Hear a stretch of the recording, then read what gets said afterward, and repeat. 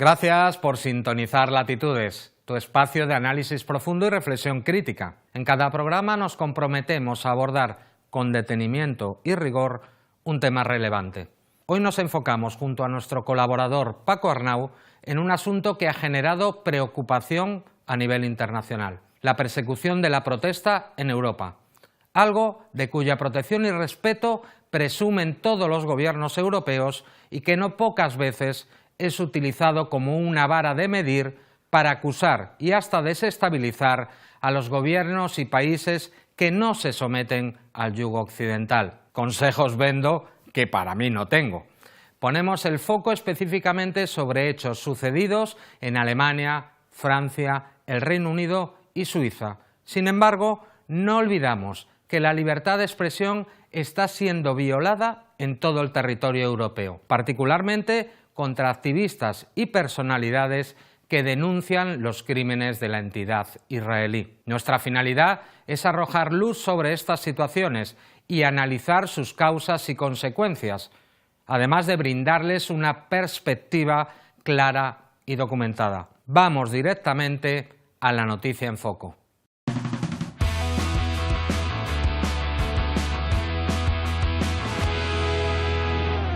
Hoy nos adentramos en un tema urgente, polémico y de gran relevancia global: la criminalización del activismo pro-palestino en Europa y el creciente ataque a la protesta, pero siempre que ésta traspase determinadas líneas rojas, las establecidas en lo que se refiere a las críticas contra la OTAN o Israel, o en la discrepancia hacia las narrativas contrarias a cualquier nación que no acepte los imperativos que marca el denominado Occidente colectivo. Fenómeno que no solo afecta a quienes defienden los derechos del pueblo palestino, sino que también pone en jaque los derechos fundamentales de todos los ciudadanos europeos. De hecho, hemos visto en las redes sociales cómo la policía alemana perseguía con saña, hasta detener, como si de un peligroso delincuente se tratara, a un niño de 10 años, por el simple hecho de portar una bandera palestina, sin que esta repudiable acción causara ningún revuelo en la sacrosanta Europa, ni viésemos a los líderes europeos exigiendo sanciones ejemplares para la policía alemana y el represivo régimen alemán. Imaginen qué hubiera pasado si esto sucediera en cualquier país fuera de la órbita occidental. Qué triste ironía. Las autoridades alemanas ordenan y permiten perseguir hasta a niños, mientras anuncian que no van a detener al presidente israelí, Netanyahu, acusado por el Tribunal de Naciones Unidas de un delito de genocidio. Es decir, mientras manifiestan su voluntad de proteger a presuntos criminales de guerra, se dedican a perseguir a aquellos, incluidos niños, que con su protesta sí defienden las leyes internacionales que esas mismas autoridades se comprometieron a cumplir y hacer cumplir. Desde octubre de 2023, Europa ha sido escenario de un alarmante aumento en la censura, detenciones y restricciones contra activistas, periodistas, médicos y académicos que alzan su voz en defensa de Palestina. Bajo argumentos absurdos como la seguridad nacional, el riesgo de alteración del orden público o la prevención de disturbios, se han justificado medidas represivas que en realidad buscaban silenciar las críticas a las políticas de Israel y de sus aliados. ¿Pero qué hay detrás de estas acciones? ¿Forman parte de un patrón sistemático para callar las voces disidentes? En este programa vamos a analizar varios casos emblemáticos que ilustran este atropello a la libertad de expresión. Uno de ellos es el de Ali Abu Nimad, periodista palestino-estadounidense y cofundador del medio digital Electronic Intifada. Abu Nimad fue arrestado por las autoridades suizas mientras participaba en charlas y en eventos públicos. Las autoridades alegaron riesgo de alteración del orden público, pero queda claro que no es más que un burdo pretexto para censurar el discurso crítico a las políticas criminales de la entidad israelí. Otro caso que ha conmocionado a la comunidad internacional es el del doctor Ghassan Abu Sita, cirujano plástico y activista humanitario que ha trabajado en Gaza durante las recientes masacres israelíes. Abu Sita ha sido detenido y deportado en al menos 2 ocasiones al intentar ingresar a países europeos para participar en conferencias y en eventos académicos. En una de estas ocasiones, las autoridades francesas le impidieron asistir a un simposio sobre la situación humanitaria en Gaza. Abu Sita había sido invitado por un grupo parlamentario en el Senado galo y aún así se le negó su participación alegando, cómo no, el manido argumento de los motivos de seguridad nacional. ¿Cómo es posible que un médico que ha salvado vidas en las zonas salvajemente bombardeadas por una entidad acusada por la justicia internacional de crímenes de genocidio sea tratado como una amenaza por unas autoridades que son supuestamente defensoras del derecho internacional? Pero la represión no se limita a individuos. En ciudades como Zúrich, París, Berlín o Londres se han prohibido manifestaciones y marchas pro-palestinas bajo el argumento de prevenir disturbios. Activistas que participaban en protestas pacíficas han sido detenidos acusados de incitación al odio o apología del terrorismo. My name is Richard Medhurst. I'm an internationally accredited journalist from the UK. On Monday, agents from the Austrian police and intelligence services detained me, raided my home, raided my studio, and then interrogated me. Eventos académicos y culturales que abordan la cuestión palestina han sido cancelados, muchas veces bajo presión de grupos de intereses, los llamados lobbies, y de gobiernos extranjeros al servicio de la ideología de odio racista que supone el sionismo.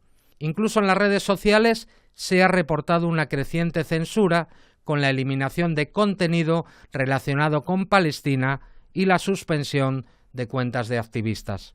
En las últimas semanas hemos sido testigos de un nuevo y alarmante episodio: la persecución a Francesca Albanese, relatora especial de las Naciones Unidas sobre los derechos humanos en Palestina. Pretty shocked for the controversy that this event has stirred. It makes absolutely no sense whatsoever and makes me really scared for where Germany is. So I truly hope that the discussion will be peaceful, that there will be no tension, despite the fact that, frankly, I've never been in a place that has been received so many threats. Albanese, una voz crucial en la denuncia de las violaciones de derechos humanos en Palestina, fue objeto de presiones y amenazas por parte de grupos de presión y autoridades locales, quienes intentaron impedir su participación en eventos públicos y académicos. Este caso no solo refleja la gravedad de la situación, sino también cómo se intenta silenciar incluso a quienes representan organismos internacionales donde están representadas todas las naciones del mundo. Estas acciones no solo violan los derechos fundamentales a la libertad de expresión y asociación, sino que también reflejan las presiones geopolíticas y diplomáticas que influyen en las acciones europeas. La criminalización del activismo pro-palestino se enmarca en un contexto global donde la narrativa dominante busca marginar las voces que denuncian las violaciones de derechos humanos, los crímenes de guerra y el genocidio en Palestina. Es una estrategia que no solo afecta a la legítima protesta, sino que también limita el debate público y socava la democracia, supuesto pilar de la Unión Europea y del autodenominado falsamente mundo libre, o el jardín, como diría el antiguo representante de la Unión Europea o ministro de las colonias europeas y para la guerra y la defensa del sionismo, el cínico Josep Borrell. En Latitudes creemos en el poder de la palabra y en la importancia de cuestionar las narrativas impuestas, porque, como dijo Edward Said, el gran académico palestino, la lucha por la justicia no puede ser silenciada. Y ahora damos paso a nuestro colaborador Paco Arnau, que nos ayudará a ahondar en este tema. Acompáñenme.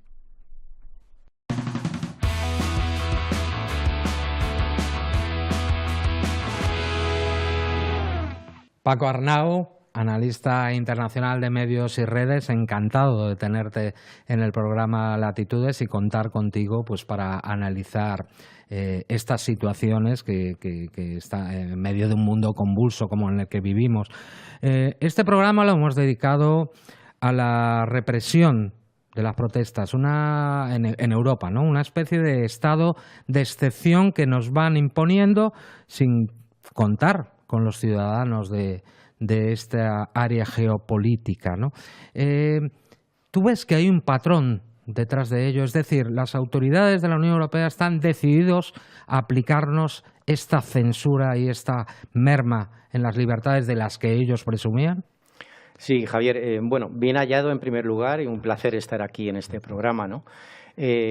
Claro que hay un patrón, ¿no? Un patrón hasta desde el punto de vista legislativo, ¿no? El año pasado entró en vigor una ley de servicios digitales en la Unión Europea que contempla, entre otras cosas, la censura a los ciudadanos, ¿no? Los visten o lo travisten de defensa de la democracia, como dice Sánchez, o de lucha contra la desinformación y los bulos, pero lo que se trata aquí no es tanto de controlar a los grandes de Internet, sino sobre todo de censurar los contenidos de las redes sociales, porque están viendo que ha habido una tendencia en los últimos años de que los medios de comunicación tradicionales o convencionales que controlaban absolutamente, sobre todo la televisión, han entrado en decadencia. De hecho, ya hay estudios que indican que las personas jóvenes, la gente joven sobre todo, ya no utiliza la televisión para informarse, y ni siquiera los medios convencionales, ¿no? Se informa vía redes sociales. Entonces, esto para ellos ha sido un peligro, porque estamos hablando además de que ha cambiado la mentalidad del sistema en el plano comunicativo. Antes se trataba de mantener la hegemonía mediática, controlando los medios de comunicación convencionales y, sobre todo, las televisiones, que eran lo que definían de alguna forma la opinión pública, pero claro, han visto que eso ha entrado en decadencia en aras de las redes sociales y otras nuevas formas de comunicación, los podcasts, youtubers, etcétera, y se les ha ido de las manos, ¿no? Entonces ahora lo que plantean es eso, ¿no? Recrudecer las medidas de censura, ¿no?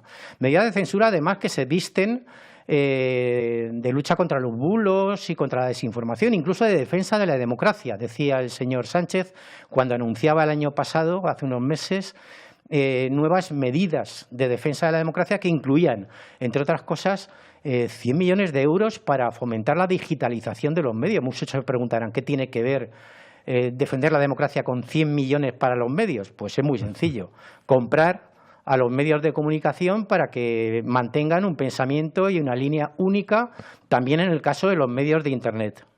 Mira, en este programa hemos querido ejemplarizar esa subida en la represión, en la criminalización de la protesta, con el caso del genocidio en Palestina, ¿no?, que ha cometido Israel, y sobre todo con esos casos de persecución, de manifestaciones, prohibición incluso de las banderas palestinas, impedir a académicos o incluso relatoras de Naciones Unidas que vengan puedan participar en Europa a contar lo que han visto o a denunciar algo con lo que están en contra, ¿no?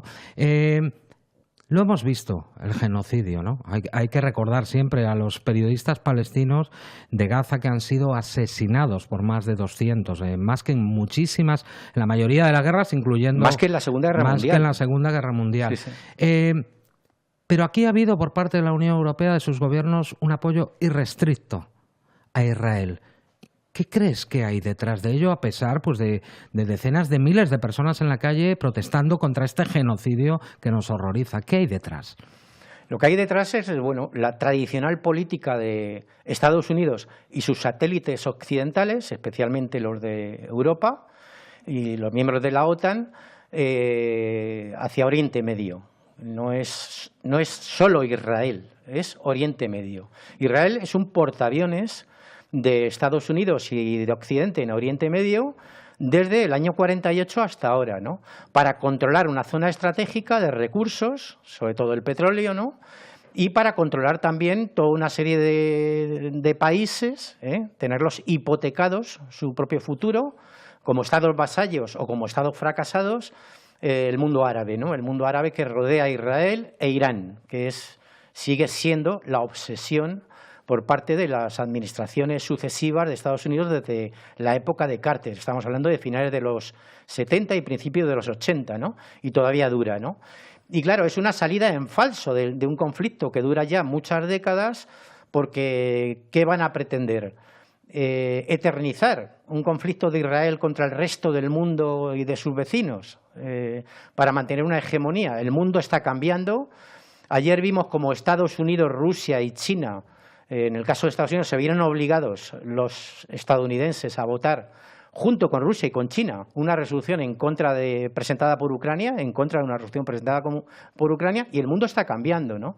Y el problema de la administración Trump, si bien va a estar en su haber, ¿no?, solucionar un conflicto como el de Ucrania, tiene un gran problema si eterniza y sigue eternizando el conflicto en Oriente Medio continuando lo que ha hecho la administración Biden, es decir, no intervenir directamente, pero sí dejar manos libres al gobierno ultraderechista de Israel y a Netanyahu, ¿no?, que es lo que están haciendo ahora mismo, una continuidad de lo que hasta ahora ha hecho la administración Biden. Entonces, lo que hay detrás de todo esto en el fondo es mantener una visión neocolonial o colonial de Oriente Medio y del mundo árabe. Y con respecto a Irán, claro, usando a Israel como punta de lanza o como portaaviones de los intereses geoestratégicos de Estados Unidos y sus satélites en Oriente Medio. Tú que eres una persona que utiliza las redes, que además eres conocido en determinadas redes sociales, vamos a adentrarnos, si quieres, en la cibercensura, ¿no? Porque estamos viendo no solo que las grandes empresas privadas que son propietarias de las redes sociales ejercen directamente esa censura, ¿no? Y hay que recordar a la gente que nos ve que es una concesión del Estado que no está controlando los propios Estados. Pero si hablamos de nuestros gobiernos, de los gobiernos de Europa Occidental o de la Unión Europea, están promoviendo legislaciones y organismos para lograr la censura en Internet. ¿Qué cierto hay de ello? Bueno, tan cierto como que la Ley de Servicios Digitales, que ha entrado en vigor el año pasado, ¿no?, impulsada por la Unión Europea, establece una serie de criterios de control de los algoritmos, incluso en las redes sociales, ¿no? No es solamente que las redes sociales de oficio, ¿no?, las empresas que las manejan, hayan ejercido censura sobre sus usuarios. En el caso de Meta, de Facebook y compañía, es evidente, ¿no?, que lo hacían.